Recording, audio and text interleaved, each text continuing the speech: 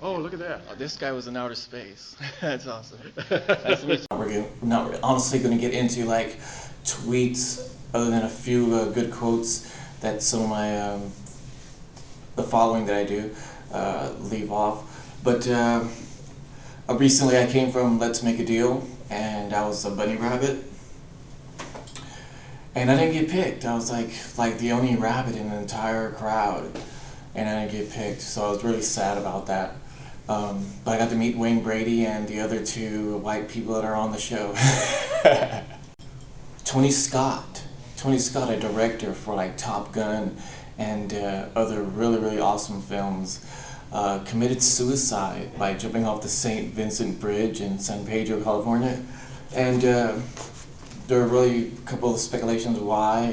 He had cancer, which he didn't have cancer or something. I'm not too sure. Either way, it got me thinking about the suicides amongst celebrities, since I already do research on suicides in the US by race, and I really wanted to know how many suicides have affected celebrities or political families. So there was quite a bit of number in celebrities. And then I found out that 27 suicides in the armed forces was committed this July of 2012.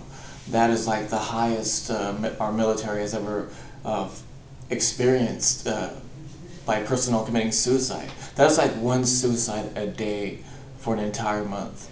Our military personnel committed suicide. I'm being serious.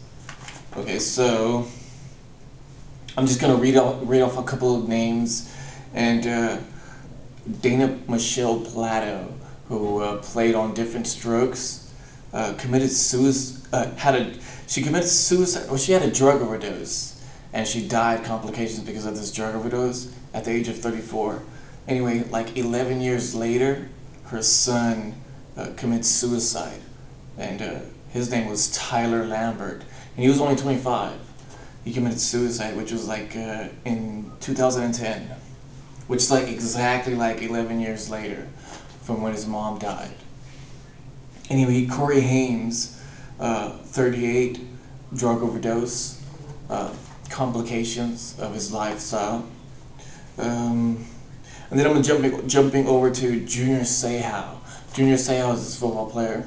He committed suicide by gunshot, and he didn't have no drugs in his system at all. Recently reported in the news that he had no drugs in his system at all. There's this other football player, just happened to be a black guy. I don't, because I'm doing this by race, I don't want to get nobody offended. He committed suicide as well by a gunshot. I forgot his name. I should have looked him up. For whatever reason, I didn't. And like I said, Tony Scott committed suicide as well. Jung Aul, South Korean actress, she hung herself. As well as Jang Min-hyun, 25, committed suicide by hanging himself as well. Two South Korean actors committed suicide this year, which is interesting. You have Little Fat, and who was shot. Little Fat is a rapper, I suppose. I don't even know who she was, but it came up, and I thought it was interesting because she was shot and she died, obviously, but it was because of a lifestyle that she was in. You have Miss Melody. She was a rapper back in the old days. I actually remember her, but she died due to complications of health. But I also believe it was because of her lifestyle that she died.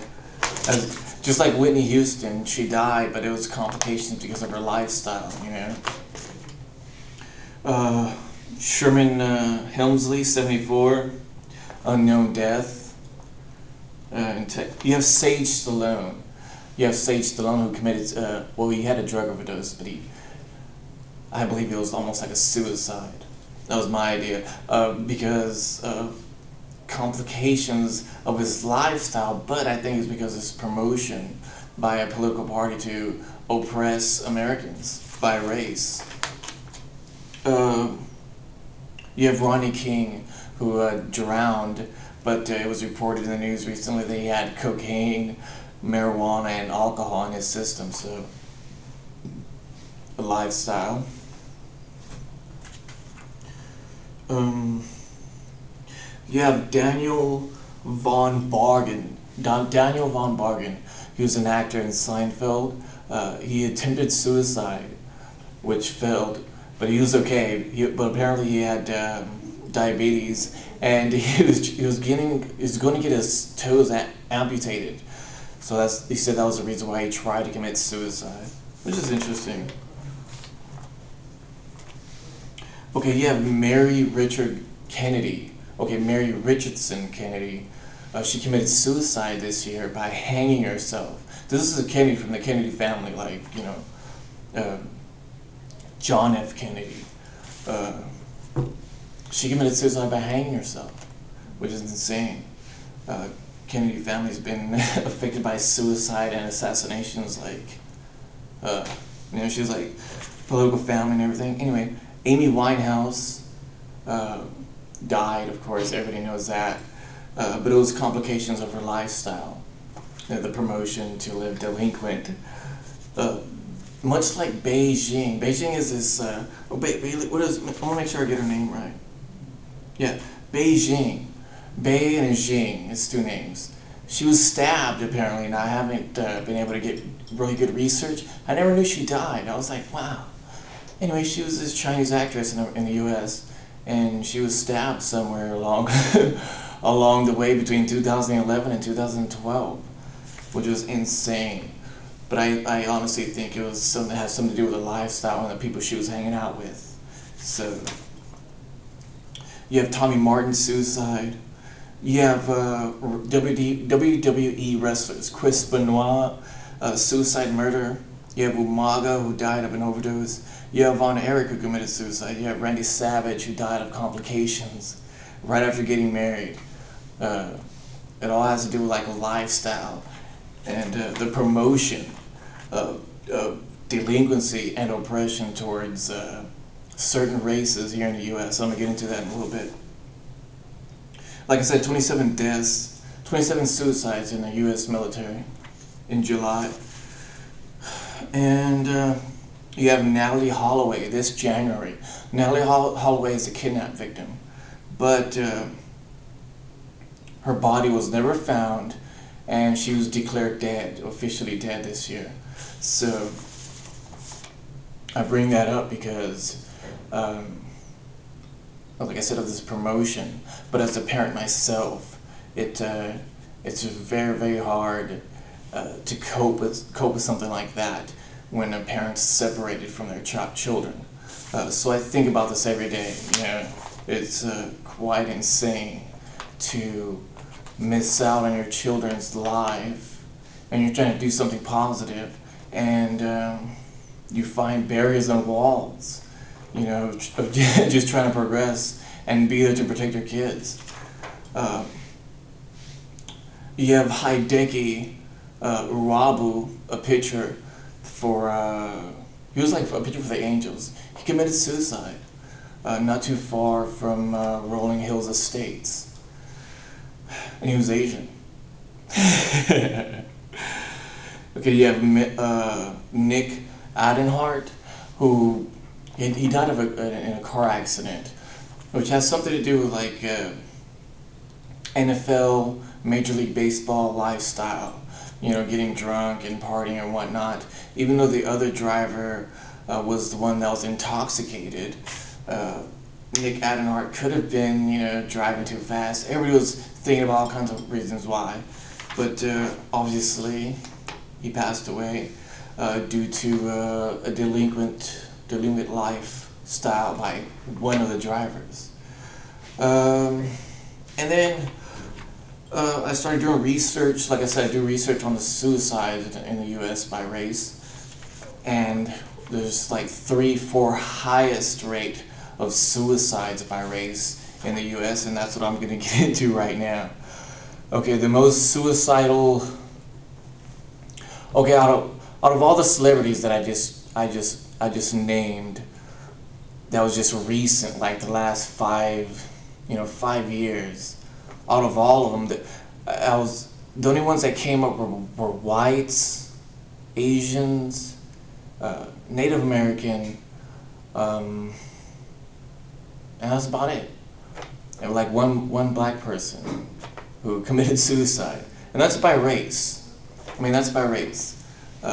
This is an issue in the United States, is suicide by race, and who's committing the most suicides, and the reasons why. And this is obviously affecting celebrities and political people and family. So, okay, the most highest rate suicide by race in the United States, American Indian and Alaskan, 14.3%. Whites, which is like a lot of whites, you know, Germans, Irish, or whatever, 13.5%. You have Asians or Pacific Islanders, 6.2. You have African Americans, 5.1. And this study was done, the latest is 2009, and it's a comparison to 100,000 people. Okay, so in 2009, out of a population count of 100,000, 36,909 people committed suicide. That's 36,909 people out of 100,000 English Americans committed suicide. And that is, that's like more than 25% for 2009. That's like well over 2000, that's well over 25% of 2009. And we're talking about like 14.3% of all English American Indians, 13.5% of all English whites, 13.5% of all English Asians and Pacific Islanders, that's 6.2%.